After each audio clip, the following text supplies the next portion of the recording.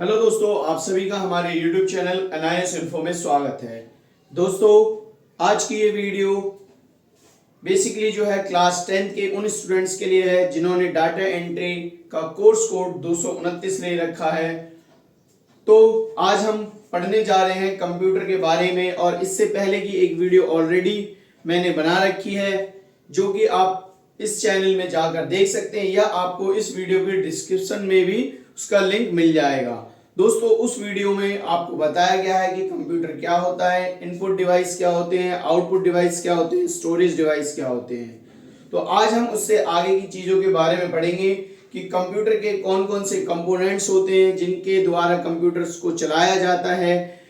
Hardware क्या होता है, सॉफ्टवेयर क्या होता है, हार्डवेयर कितने टाइप्स के होते हैं, सॉफ्टवेयर कितने टाइप्स के होते हैं। दोस्तों, अगर आप मेरे चैनल पर नए हैं तो मेरे चैनल को सब्सक्राइब कर दें, साथ ही बने बेल आइकन को प्रेस करना ना भूलें, और इस चैनल को अधिक से अधिक शेयर करें ताकि सभी तक जो ये वीडियो है ये पहुंच सके। तो आइए बिना किसी देरी के इस वीडियो को शुरू करते हैं। तो सबसे पहला जो आज का हमारा टॉपिक है वो है component of computer. Components of computer कहने का मतलब है कंप्यूटर को चलाने के लिए हमें किन किन चीजों की जरूरत पड़ती है। ज्यादातर लोगों का यही कहना होता है कि कंप्यूटर को चलाने के लिए हमें keyboard, mouse, CPU, UPS, printer, इन सभी की आवश्यकता होती है। तो मैं आपको बता दूं, ये कंपोनेंट्स नहीं है, ये उनके डिवाइसेस हैं जिनके थ्रू हम अपने काम को करते हैं। कंपोनेंट्स वो होते हैं जिनके द्वारा हम कंप्यूटर को चलाने में मदद करते हैं। तो इसके दो कंपोनेंट्स हैं हमारे। पहला है हमारा हार्डवेयर,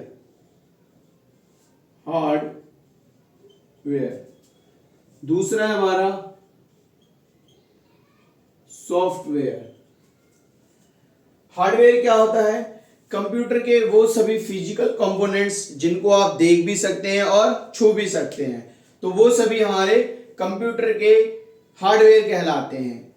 सेम हमारा सॉफ्टवेयर क्या होता है? कंप्यूटर के वो सभी एप्लीकेशंस जिनका आप यूज करके कोई भी अपना काम करते हैं, जिनको आप देख तो सकते हैं लेकिन छू नहीं सकते, तो उनको हम कहते हैं सॉफ्टवेयर। इसके बाद आता है हमारा हार्डवेयर। हार्डवेयर भी हमारे दो टाइप्स के होते हैं दोस्तों। पहला है हमारा इंटरनल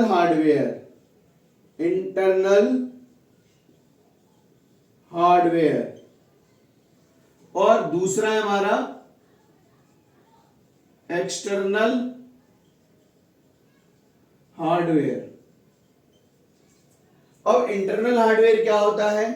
तो इंटरनल हार्डवेयर वो हार्डवेयर हैं कंप्यूटर्स के जिनको आप बाहर से नहीं देख सकते हैं। जैसे आपने सुना होगा कि इस सिस्टम का जो इंटरनल पार्ट है वो खराब हो चुका है, या फिर हम अपने ह्यूमन बॉडी की बात करें तो हमारे इंटरनल अंदर, शरीर के अंदर बहुत सारे ऑर्गन्स हैं, बहुत सारे टिश्यूज हैं, बहुत सारे सेल्स हैं, नर्व्स हैं, तो जिनको हम क्या है बाहर से नहीं देख सकते। तो ऐसे ही हमारे कंप्यूटर में बहुत सारे ऐसे पार्ट्स होते हैं, बहुत सारे ऐसे डिवाइसेस होते हैं जिनको आप बाहर से नहीं देख सकते हैं। तो इसके कुछ उदाहरण हैं। पहला है हमारा मदरबोर्ड,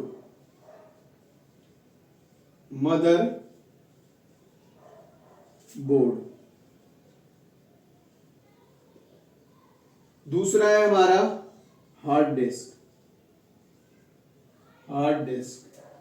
फिर तीसरा है हमारा एसएमपीएस, जिसको हम बोलते हैं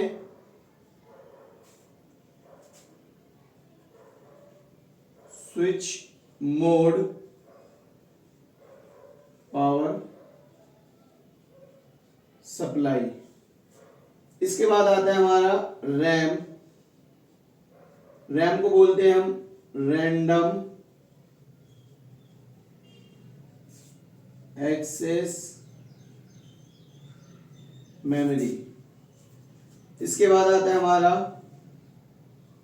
सीपीयू, फिर सीपीयू फैन, देन इसके बाद सीमोस बैटरी एटसेट्रा। तो ये सभी हमारे जो है इंटरनल हार्डवेयर के उदाहरण है। तो सबसे पहला हमारा मदरबोर्ड। मदरबोर्ड क्या होता है, हमारे कंप्यूटर के इंटरनल पार्ट्स में लगा होता है, जिसको आप बाहर से नहीं देख सकते हैं। इसके बाद है हमारा एसएमपीएस। एसएमपीएस क्या होता है, स्विच मोड पावर सप्लाई। इसका जो काम होता है, हमारे कंप्यूटर के जितने भी इंटरनल पार्ट्स हैं इन सभी को पावर सप्लाई देने का काम करता है। इसके बाद है हमारा रैम। रैम हमारा रैंडम एक्सेस मेमोरी है, जिसको हम प्राइमरी मेमोरी भी बोलते हैं। इसके बारे में हम आने वाली वीडियोस में पढ़ेंगे। पूरा जो है एक मेमोरी के ऊपर वीडियो बनाया हुआ है। इसके बाद हमारा सीपीयू। सीपीयू का फुल फॉर्म होता है सेंट्रल प्रोसेसिंग यूनिट। इसको हम कंप्यूटर का ब्रेन भी कहते हैं। देन उसके बाद है सीपीयू फैन। सीपीयू फैन का जो काम होता है, बेसिकली ये क्या करता है, कंप्यूटर के ऊपर लगे हुए हीटसिंक को गर्म होने से बचाता है। ठीक है।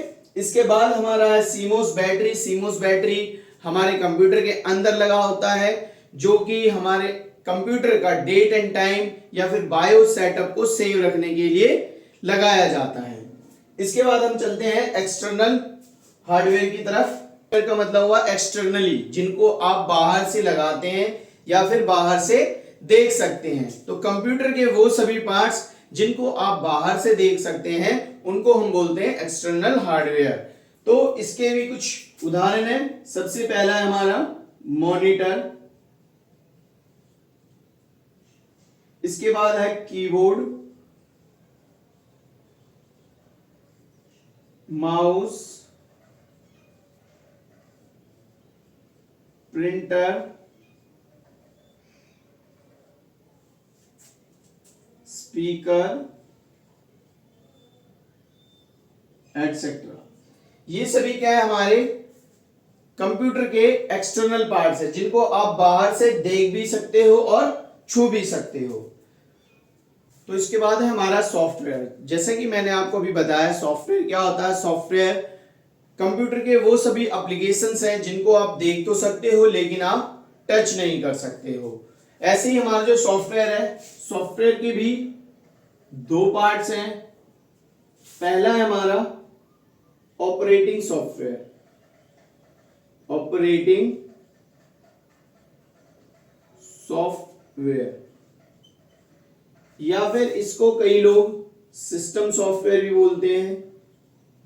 सिस्टम सॉफ्टवेयर, या कई लोग इसको विंडो के नाम से भी जानते हैं, विंडो।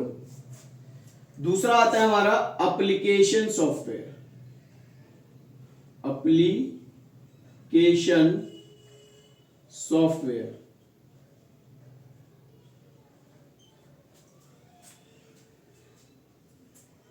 सबसे पहला हमारा ऑपरेटिंग सॉफ्टवेयर। तो ऑपरेटिंग सॉफ्टवेयर क्या होता है दोस्तों, ऑपरेटिंग सॉफ्टवेयर वो सॉफ्टवेयर होते हैं जो कंप्यूटर को चलाने में हमारी मदद करते हैं। जैसे कि एग्जांपल के लिए मान लीजिए आपने कोई एक कार खरीद ली, बहुत ही अच्छी ब्रांडेड सी, और उसमें बहुत सारे फीचर्स होंगे जो आप नहीं जानते होंगे। तो आप उसके फीचर्स को देखने के लिए या जानने के लिए क्या करेंगे, उसमें किसी ना किसी फ्यूल को फिल करवाएंगे, चाहे वो पेट्रोल से चले, चाहे वो डीजल से, या एनीथिंग, किसी भी चीज, किसी भी फ्यूल से।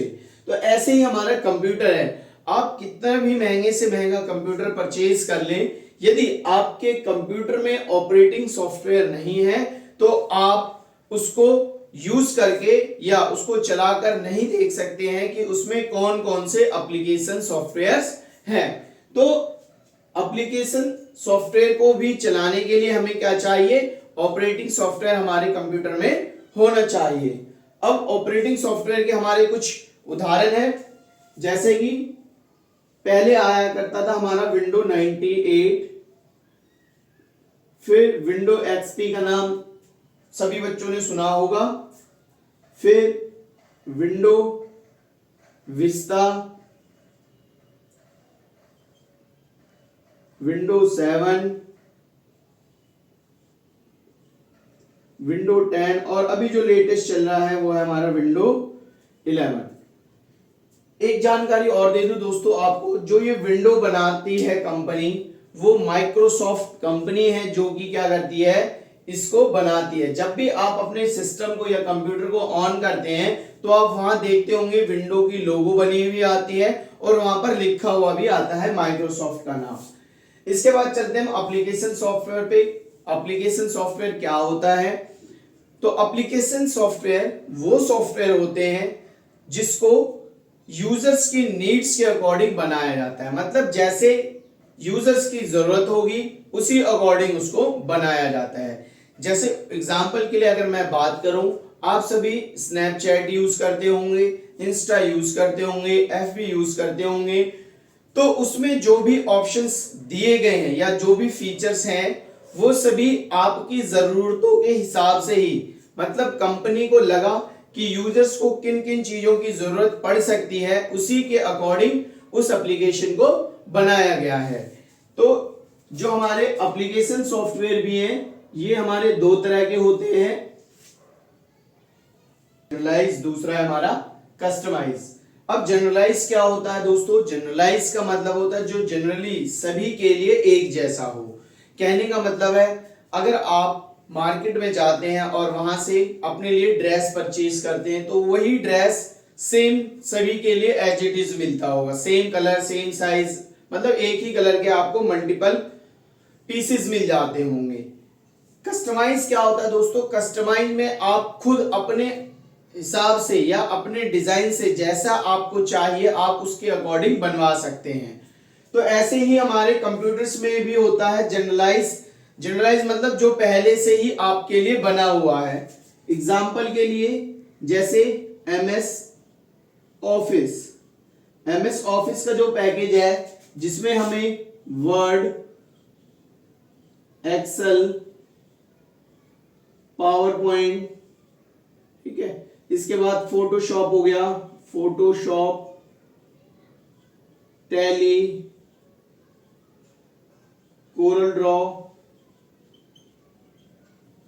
एटसेट्रा, और भी बहुत सारे ऐसे सॉफ्टवेयर हैं दोस्तों जो जनरलाइज होते हैं, जो पहले से ही बनाया गया है, जिसमें आप अपने अकॉर्डिंग या आप अपनी मर्जी से उसमें कोई चेंजिंग नहीं करवा सकते हैं। इसके बाद बात करते हैं हम कस्टमाइज की। तो कस्टमाइज में क्या होगा कि आप अपने हिसाब से उसको कस्टमाइज करवा सकते हैं। जैसे के लिए उदाहरण के लिए अगर मैं बात करूं आपको, तो अगर आपकी कोई कंपनी है या आप कभी मॉल्स में गए होंगे या किसी मेडिकल स्टोर पे जाते हैं और उनसे बिल लेते हैं, तो वो बिल जो देते हैं आपको कंप्यूटराइज, वो सभी क्या होते हैं? कस्टमाइज फॉर्म में होते हैं। मतलब वो अपने अकॉर्डिंग उस सॉफ्टवेयर को बनवाते हैं कि मुझे क्या क्या चीजें चाहिए। जैसे उन्होंने बोला मुझे कस्टमर की डिटेल चाहिए, कौन कौन से मेडिसिन हमारे पास स्टोर में है वो डिटेल चाहिए, कस्टमर का फोन नंबर रिकॉर्ड रखना है तो वो चाहिए, फिर कितने का बिल टोटल बना, फिर डिस्काउंट जो दे रहे हैं वो, कस्टमर का एड्रेस।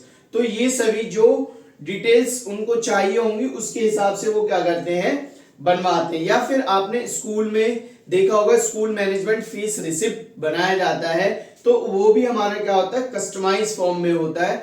वो आप अपने चॉइस के हिसाब से जो ऑप्शंस आपको चाहिए वो ऑप्शन आप उसमें डलवा सकते हैं। तो आशा करता हूं आपको आज की जो ये वीडियो है ये अच्छी लगी होगी। दोस्तों अगर आपको इसमें कुछ समझ में ना आया हो तो आप कमेंट बॉक्स में जाकर मुझसे पर्सनली पूछ भी सकते हैं, और आप हमारे टेलीग्राम चैनल और व्हाट्सएप का जो ग्रुप है उसे ज्वाइन कर सकते हैं, जिसमें आपको इन सभी के पीडीएफ नोट्स बिल्कुल फ्री ऑफ कॉस्ट प्रोवाइड कराए जाएंगे। यदि आपको कोई भी डाउट्स होता है इनमें तो आप मुझे पर्सनली जो नंबर दिया गया है हमारा हेल्पिंग नंबर, उस पर कांटेक्ट कर सकते हैं। आपके 100% प्रॉब्लम्स का हम समाधान करते हैं। साथ ही साथ अगर आपको एनआईएस से रिलेटेड किसी भी तरह की कोई भी जानकारी चाहिए हो, यदि आपको एडमिशन लेना हो या टीएमए में कोई प्रॉब्लम आ रही हो, प्रैक्टिकल फाइल कैसे बनानी है, कैसे सबमिट करनी है, ऑन डिमांड एग्जाम के बारे में जानना हो, तो आप हमारे चैनल को अभी सब्सक्राइब कर दें और ज्यादा से ज्यादा इसे शेयर करें।